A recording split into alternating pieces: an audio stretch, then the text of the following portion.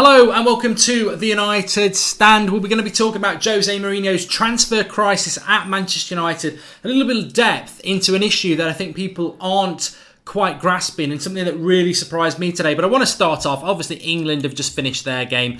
What a waste of 2 hours that was. But I just want to pick up on a couple of things that are quite topical. One, if anybody ever says that Danny Rose is a better left back than Luke Shaw, get out and go and support Arsenal.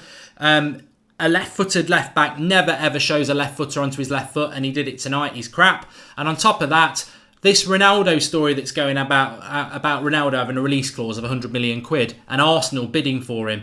Look at where it's coming from. It's coming from the equivalent of the Dog and Duck pub in Spain. It's absolute nonsense that his release clause is down that low until it comes from somebody credible. Yes, AS have mentioned it, but when you look at it, they're quoting somebody else who are saying that his release clause has come down to £100 million and that Man City, Arsenal and Chelsea have bid for him. Well, you know it's nonsense straight away because Arsenal wouldn't bid more than a quid. They've got no money. So there's no way Arsenal have bid. It's a load of nonsense till it comes from somebody credible. So Ronaldo release clause, don't want to hear about anything about that until it comes from somebody credible. But let's talk about Manchester United. Let's talk about Mourinho's budget crisis, because there's a lot of people going in on Mourinho at the moment. And you know what? Maybe it's fair, maybe it's not. The Fellaini thing is baffling, but I think I can add a little bit of context to that. And don't start talking to me about Fellaini playing well tonight. It's the World Cup against Fabian Delph in the midfield, and he put Phil Jones in his pocket. I mean, it's like playing against kids. Of course he played well. But Jose Mourinho, transfer crisis. Let's talk about this because interesting. The last summer, £150 million was spent on Matic, Lindelof and Lukaku. The summer before, £150 million was spent on Pogba, Bailly, Mkhitaryan and Zlatan was free. This is, and people start talking about net spend. Look, last summer we spent £150 million. The January before that, we sold Memphis and we sold Schneiderlin for 60 million. So a net spend would have been 90. What I'm trying to say is that United tend to spend no more than £150 million, regardless of outgoings or ingoings, net spends or anything. £150 million outlays tends to be our ceiling. We've spent £70 million already. And when you look at United and what we spend, Liverpool and Manchester City are in a better situation than us in the transfer market. Now that's going to upset a lot of people, but they are. And this comes down potentially to Glazeronomics. Glazers being the owner, we've had this for years under the Glazers. Sir Alex Ferguson coming out and saying there's no value in the market or we don't spend a lot of money. Look at Liverpool, right? People will say, oh, Liverpool this summer, they've already bought Keita, they're looking at a goalkeeper, they want Fekir, they've already bought Fabinho. But Liverpool are in this great situation where they've got the same sort of owners that Manchester United have got, but they still spend a lot of money. But they spend a lot of money because they sell high. They sell people like Coutinho for 150 million. They sell people like Suarez for a lot of money as well. And that's where their net spend is virtually non-existent, because with Coutinho, they bring 150 million in and they buy 4 or 5 top quality players to replace that. United, they buy high and they sell low. Traditionally, we buy high and we sell low. From a business model, that is really poor. Liverpool, people say, how are Liverpool spending this money? They're spending this money because they're selling players for massive amounts of money and then they're bringing in replacements. So that's why Liverpool are more impactful than us in the transfer market, and that's why they can be more active than us in the transfer market, because it's the money they bring in pays what they spend out. We don't sell people for ridiculous amounts of money. Manchester City basically just have owners who say, Pep, what do you want to spend? And you crack on and do it. Liverpool and Man City are a good example, but in relation to Manchester United, I think this is where we're going wrong here. It's like, oh, let's go and spend this money. We're going to go and buy this player. We're going to go on that player. But when you actually sit down and look at it, you've got to almost feel sorry for Jose Mourinho, and I know some people don't want to do that, and he has got an arm behind his back, because he's at a club where this is about paying your shareholders, not spending a lot of money, and I think 150 million, when you look over the last 3 seasons, is probably our ceiling, which means we've only got 80 million pounds more to spend.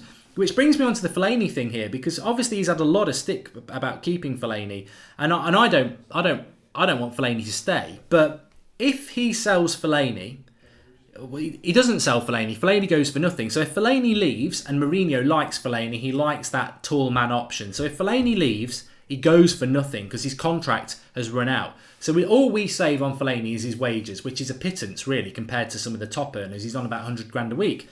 So Fellaini goes, you save yourself 100 grand a week. You don't get any transfer fee or anything.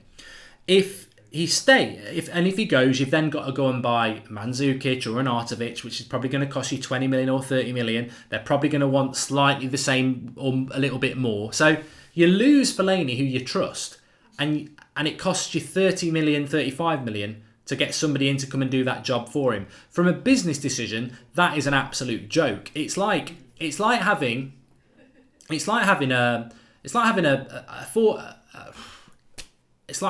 Vauxhall Astra that, yeah, it's not the best thing in your garage, but it works and it's reliable. And it's like scrapping it for nothing because you've not got the warranty, but then having to go and buy another one brand new to just do that same job. So from a business point of decision, and with a manager who hasn't got a big budget, I actually understand why, from a business point of view, keeping Fellaini makes a lot of sense.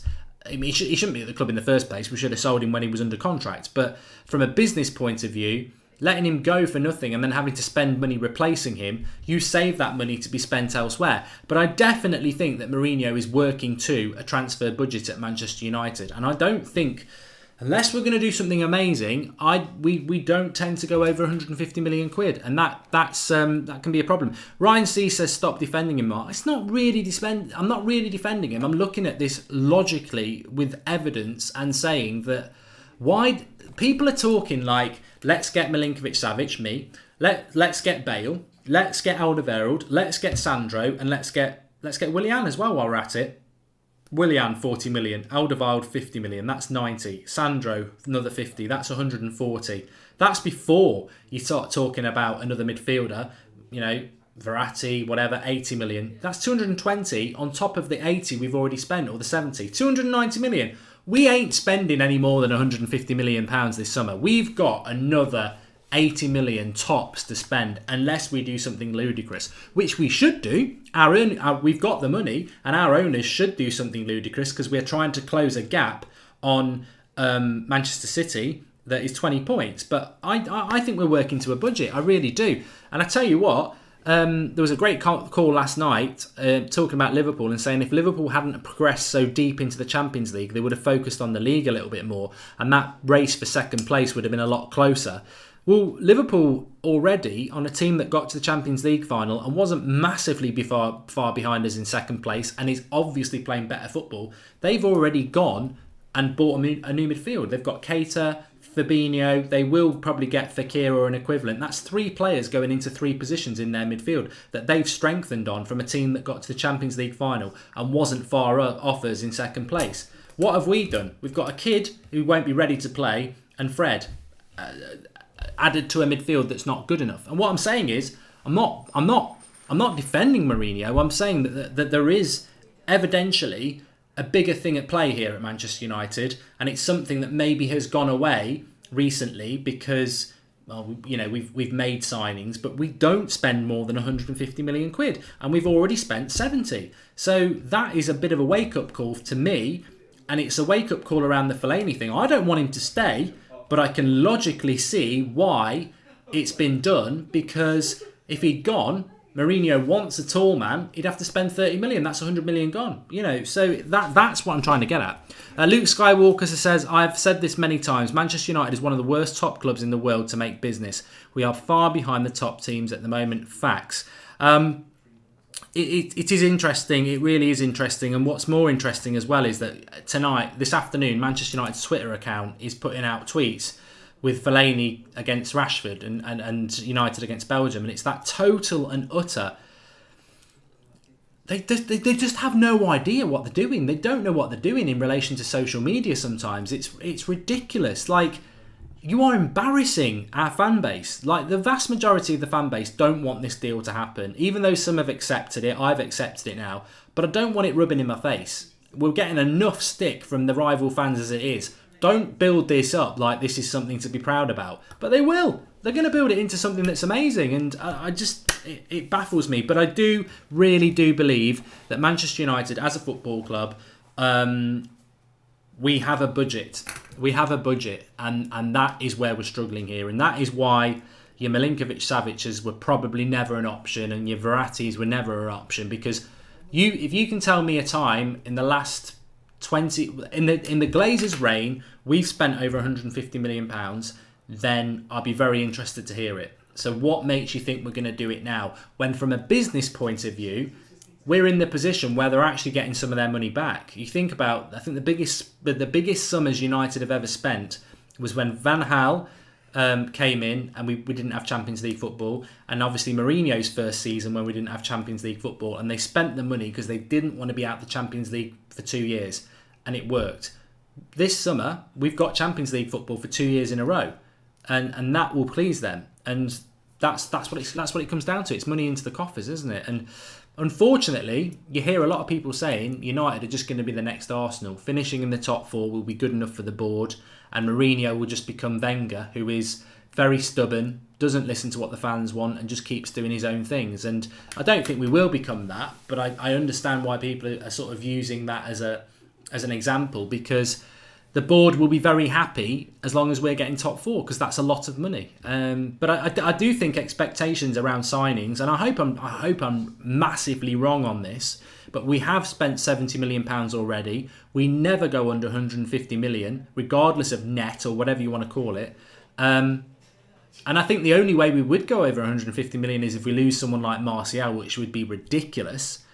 Then I don't know. I don't know what's about to come. But I think I've said this many a times with Manchester United. I feel as if Mourinho is managing Manchester United with one arm behind his back, and I don't think he's ever been at a club like that before. Because Chelsea, he would get money. Real Madrid, he would get money. I suppose Inter Milan and Porto, to a certain extent, was a bit similar, but he ain't getting the money. He is not getting the money, and I think that is another reason why losing Fellaini was an issue, because that's why Di Marzio mentioned Mandzukic and Arnautovic. They were totally Fellaini replacements. I mean, just on Fellaini tonight as well, what I want to say is I don't want to try and turn it, because I think everybody who's annoyed by Fellaini signing is right, and I'm annoyed, but he is going to sign, and it's not healthy to just stay unhappy about something forever. So he is. What frustrates me about Fellaini is, and I said this on the That's Football Tonight, is that when I used to do Fantasy Premier League, I used to have Fellaini in my team at Everton all the time, because he used to get a lot of points, he'd get a lot of assists, he'd get a lot of goals. And he came to Manchester United, and you'd rather have Phil Jones in your Fantasy Premier League team, because Fellaini doesn't get that many points. Why doesn't he get many points? Because we put him in the centre circle. If Fellaini plays further up the pitch, like he did for Belgium tonight, he's still not a Manchester United player. Let's call a spade a spade. He's still not a Manchester United player. But what he is his position is off the forward. His position is an attacking midfielder. His position is a number 10. That is Fellaini's position. That's what he was at Everton. And at United, for some reason, we've turned him into this CDM, a centre defensive midfielder, which he isn't. He's ridiculously slow. He's ridiculously clumsy. He can't pass. He can't dribble. He's not a centre defensive midfielder. But if you're going to use him as somebody who can get on as an attacking midfielder, and he's happy to do that, then you're getting the best out of him. But for 5 years, United have never seemed to want to do that. Patrick Witten, let me announce it right, says, would you rather get Savic, keep Fellaini, or not get Savic? I'd rather get Savic than Fellaini, to be honest. And I think people who think he's a bad player clearly don't watch Serie A. Madrid, here we go. Broski R says Madrid dropped Ronaldo's price to 120 million. Look, I'll repeat it to you. That, if you are getting excited about Ronaldo's release clause dropping to 120 million euro, you need to get out a little bit more, because it's not real. That is not a real story. Look at where it's come from. I think it's come from OK Diaro, which are, traditionally speak nonsense. AS are quoting it, but they're quoting that article. And that article also says that Manchester City and Arsenal bid for him for 100 million in January. So Arsenal would not be bidding 100 million pound for anybody. They'd be bankrupt. So I don't believe that story. I don't believe it. If it turns to be true, fine. I'm very sceptical about Ronaldo to United. I'd love him to come to United, but I'd never believe it till he was holding the shirt up.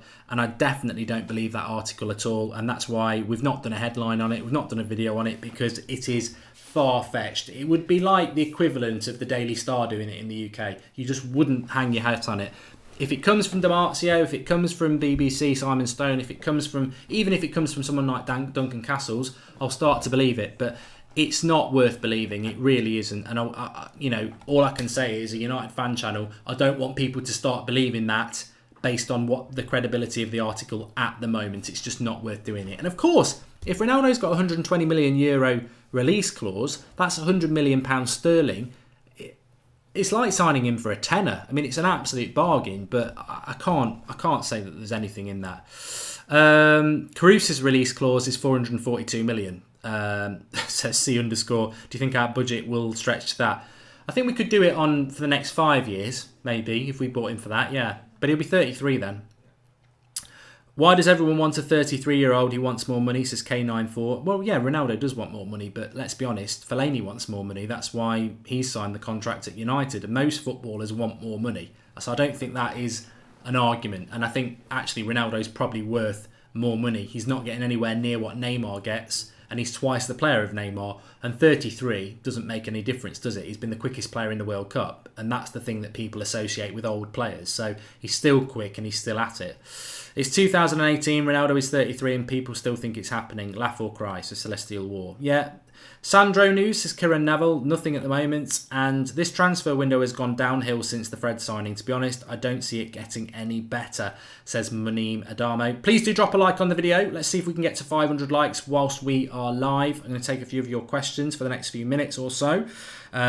And if we go over 500 likes, I'll keep answering the questions. Real Madrid and PSG might sell players if they sell Bale or Mbappe. We should go for one of them, says Dr. Boom. Yeah, definitely should do. Yeah, if they're available, we've got to do it. Fellaini will be 32/33 by the time his new contract is up. Shocking, says Tyrone Williams. Just to touch on that, he is 31 this December, I think, unless I'm wrong. Manchester United, the story from, I can't remember where it was, but there's a story today, and I did say the source on my Twitter account. I've had a few beers because of the England game. But basically, the reason Fellaini hadn't signed a contract, this source said, was because United would only ever offer him 1 year, and he wanted 2 years. So they were only going to ever offer him 1 year, and that's why he kept rejecting it. And effectively, Mourinho has put his foot down and said, I really, really want him, give him the 2 years. So United have bowed down to Mourinho and given him 2 years. Traditionally, United don't give anybody over 30 2-year contracts. Even Ryan Giggs was only given 1 year contracts. But hey ho, let's break the rules for Fellaini because Jose says so. Top one. Sunil says Fellaini was good today. Sunil, that comment's ridiculous. I mean, really? You really want to sort of cling on to Fellaini was good today against the shite England team that had Fabian Delph in the midfield and Phil Jones at the back and was trying to lose? I mean, come on. I thought every Belgian player was 8 out of 10 today. Even Januzaj, who I'm glad we sold, scored a great goal today. I mean, you can't judge Belgium on that performance today. It was England tried to lose that game. I think Rashford missed on purpose, don't you? I mean, a bit of a conspiracy theory, but he's 1-on-1 and he's not even hitting the target. Quartes didn't even save it. The referee gave a corner because he was like, no one could not hit the target from there. He didn't even make a save. And then Danny Rose shows somebody in on their left foot when he's a left back and he's 27. I think England tried to lose that. They had no intention of winning that, of even drawing that game. What do I think of Lee Grant, says Adam Webber. I've purposely avoided this Lee Grant. We're going to sign Stoke goalkeeper reserve 35. I'm not going to melt down about it, and I'm not even going to comment on it really that much. Suffice to say, it allows Joel Pereira to go on loan, and we have 3 goalkeepers, Romero and Lee Grant. I mean, he's a championship goalkeeper. He's a reserve Premier League goalkeeper. It's just a meh. It's a meh, isn't it?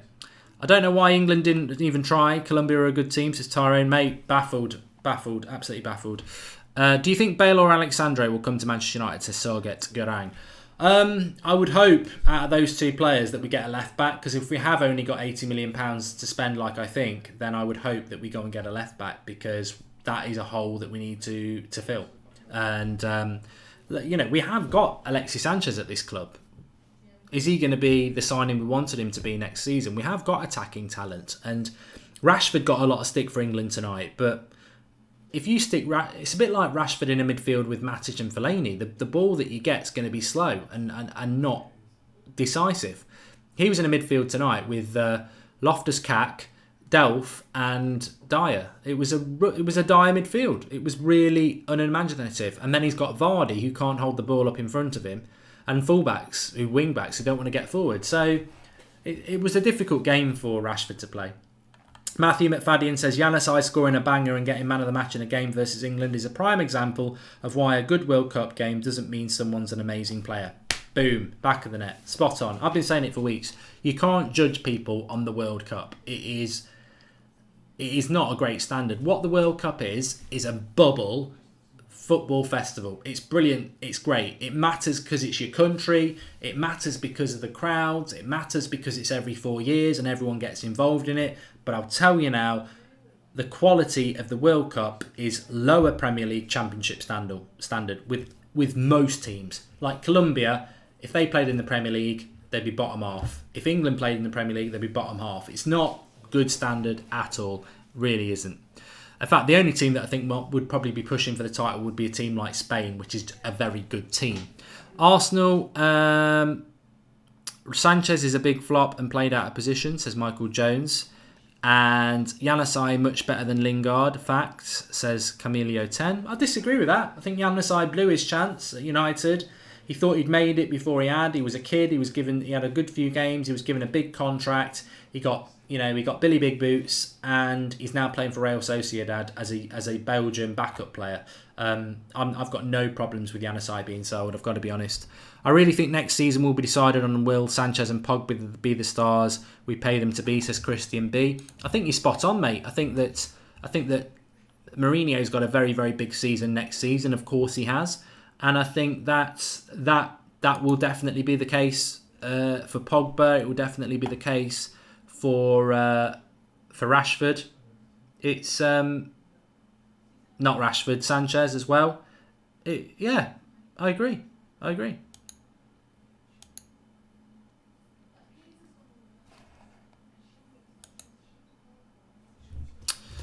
I'll tell you what, though, there's a good comment here from B6891 saying that Jones needs to go.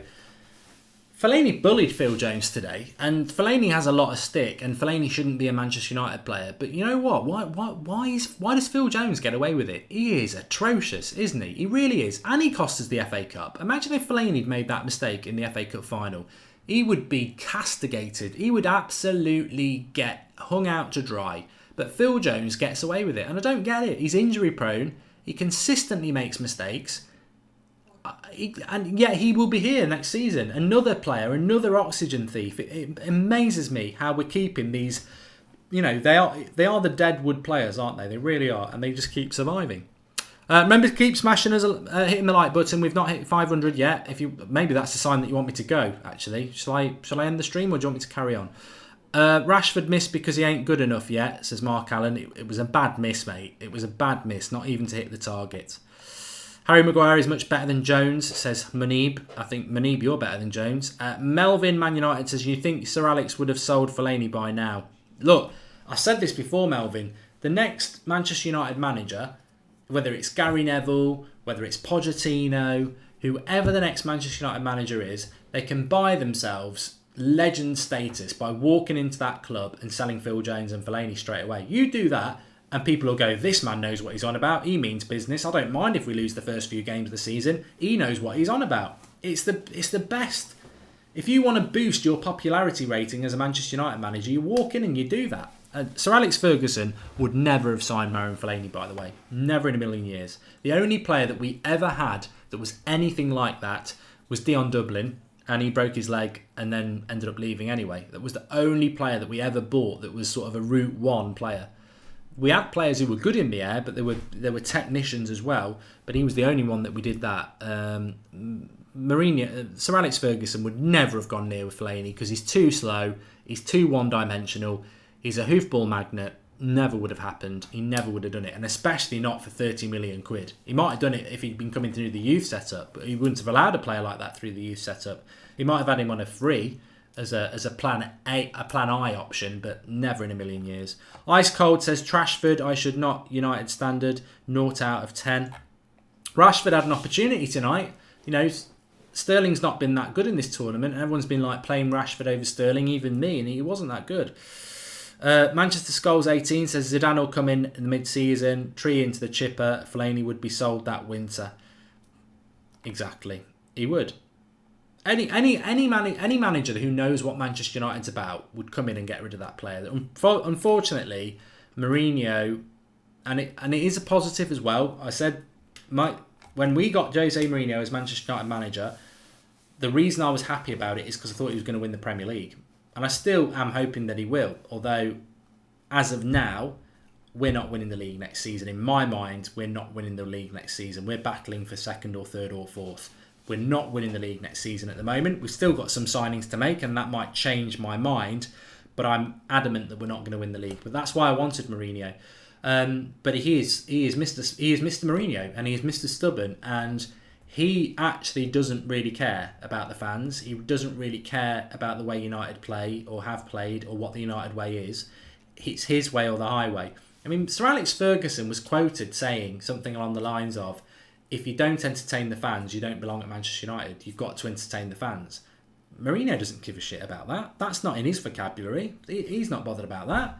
He's not bothered about that. So we're a long way from where we want to be as fans, and we have got a manager who will do things his way. He's not bothered about opinion. He's not bothered about the weight of what fans want. And maybe Fellaini was talking about that the other day when he said, I'm strong mentally to deal with any situation, because maybe he knows as well. And maybe to him, all he's bothered about, that Mourinho likes me, I don't really care about the fans.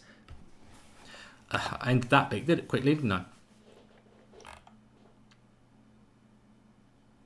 2-year contract are great. Only got 1 year. Why him? Says Paul Cap 70. That's because that's what Jose wanted. Herrera will probably go on another loan or be sold to Samuel R. I mean, you know what? I tweeted this out today as well.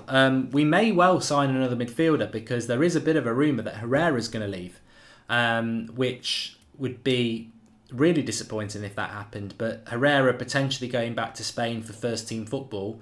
With Fred coming in and Fellaini staying, we know that Mourinho prefers Fellaini over Herrera anyway.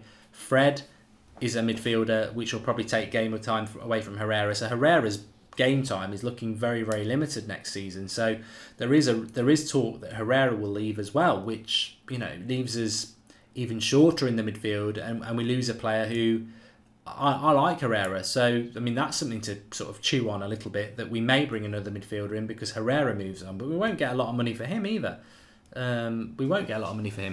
Rooney joins DC United, another United in his career, says Sandeep. Why does Jones get away with it, Josh James? I don't know. I would sell Fellaini and Jones if I was manager, says Jay the Red Devil. And if you were a billionaire, would you buy shares in Manchester United, says Diamond 128. If I was a billionaire, I'd try and buy Manchester United. And if I was the owner of Manchester United, I wouldn't do anything ridiculous like give it over to the fans. I think that would be hard to manage.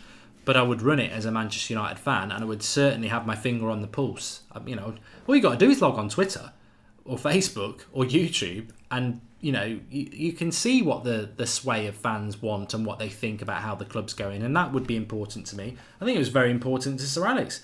Do you think Mourinho would have used Kagawa, says Melvin Man United? No, I think it would have been too lightweight for him to do that.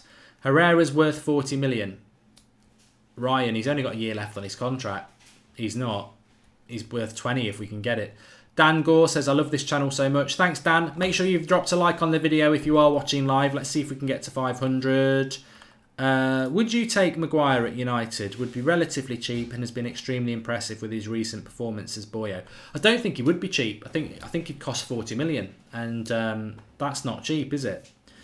Transfer crisis. How do you come to that conclusion when there is no chance people can know the budget, says 123 Steam. Disappoints me, that comment, because I don't just put my finger in the air and see if the wind's blowing. I actually do my research, and as I said at the start, Manchester United don't spend more than 150 million. I can't think of a time under the Glazers when we've spent more than 150 million. And if we have, it's not much more than that. So, and that's that's your net bollocks, whatever you want to call it. Like, oh, if we sell Martial, we've got another 70 million. It doesn't necessarily work with like that. We normally spend around 150 million ceiling, no matter what's gone in and what's gone out. So we've spent 70 already. So that is evidentially out there for you to look at that. And if we are, the reality is, even if we've got 200 million, it's only 130 left to spend. How do you spend that? You get a left back for 40 or 50, you get a centre back, that's it. How do you get a left back, a centre back and a right midfielder? I think that we're going to sign, unless we are going to do something massively exciting that would boost us all, and we went and spent ridiculous Galactico money on a Bale or a Ronaldo and got a left back and a midfielder. That would be stunning. That would be amazing. That would be unprecedented. That would make us all happy. Dealing with what we've seen over the years under the Glazers, I think we're going to get 2 more signings. Both are going to be around 30, 40 million. Because that's pretty much what we have spent all the time. Bonucci being mentioned as well. Well, he's being mentioned because they're not in the... They've had that European ban, aren't they? But as I've said about Bonucci, I do like Bonucci, but he's 30, he's slow, and Italian defenders do terrible in the Premier League. So I think he'd be a risk. I'd rather go and try and get... I'd rather have Alderweireld, to be honest, but I don't think we can do that deal. I think United, you know what? I've got to be honest here. I don't know what you lot think. I think United are struggling because they're United. It goes back to what I said at the start for those joining late. Manchester United in the transfer market are not as good as Liverpool and Man City, because Man City can spend what they like and Liverpool sell high and then use that money to reinvest. They've got 150 million from Coutinho that they're buying people like Van Dijk, Fabinho, Keita. That's the money for Coutinho, and then they've got another 100 million transfer budget. So they're spending 250 Liverpool, but it's not unrealistic because they bring so much in from sales. We buy high, sell low. As a business, we're terrible. And I think that's where United struggle, because we can't compete on the pitch with Liverpool and Man City in relation to playing style, and off the pitch we can't compete with them in the transfer market because Mourinho's given a set amount of money and Liverpool sell high and get their budget. Man City spend what they like. It's difficult. It is difficult. And you may hate Mourinho, and I understand if you do. I don't. But I also think it's a difficult job. And that comes from the Glazers. And people want to forget about the Glazers and what they do to our club. But we throw loads of money into it, the fans. And they take loads of it out and they put limits on what can be spent. And it's fine, when you're doing well, everyone forgets about it. And when you're doing bad, people start to think about it, when we should always think about it, really. Our disadvantage in the transfer is exactly why we should be focusing on the youth more than we currently do, says Christian B. Well, the problem then is you've got a manager who's not very good at developing.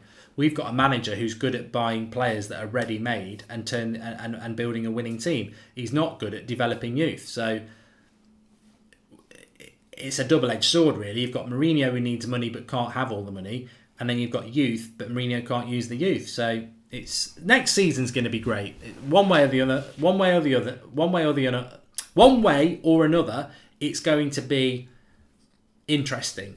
I won't use the word entertaining because it's not entertaining to see us do badly. But if we do well, it'll be entertaining. But it's going to be interesting because I think next season is, as I call it, the last chance lottery, isn't it? It's either going to go right or it's going to go wrong. And if it goes wrong, then change will have to happen because there's no way the fans will put up with that. I don't think the club will either. And if it goes well, then we're all happy. We're all happy, aren't we?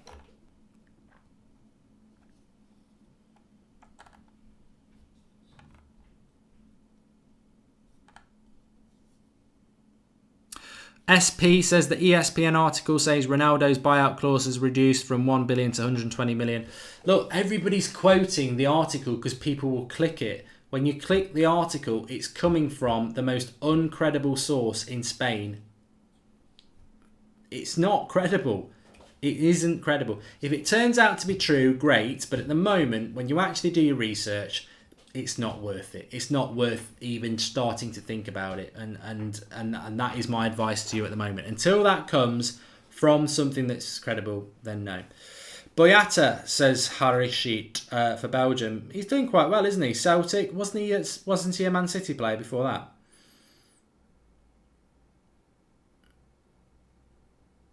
Devil's Ace says Sanchez on the right wing with Fekir as number 10. We're not going to sign Fekir. I don't think we can even afford to sign Fekir, to be honest. That would be 60 million. That would be our summer done without getting a left back and a centre back. William Carvalho is too slow, definitely. Where do you think Sanchez plays best, and where would you start him? Says 15 Demon X. To be honest, I think the signing in general was a mistake. But when I was excited about signing him, it was as a let's put him on the right, Martial on the left, Lukaku up front, 3 midfielders behind him. That's where I would do it. But I think Sanchez is going to be is a problem because he wants the ball all the time. He wanders inside, he drops off, and that's no good when you've got people like Pogba in the team. But again, Sanchez, Pogba, Mourinho, and a few others, it's a make or break season for them next season.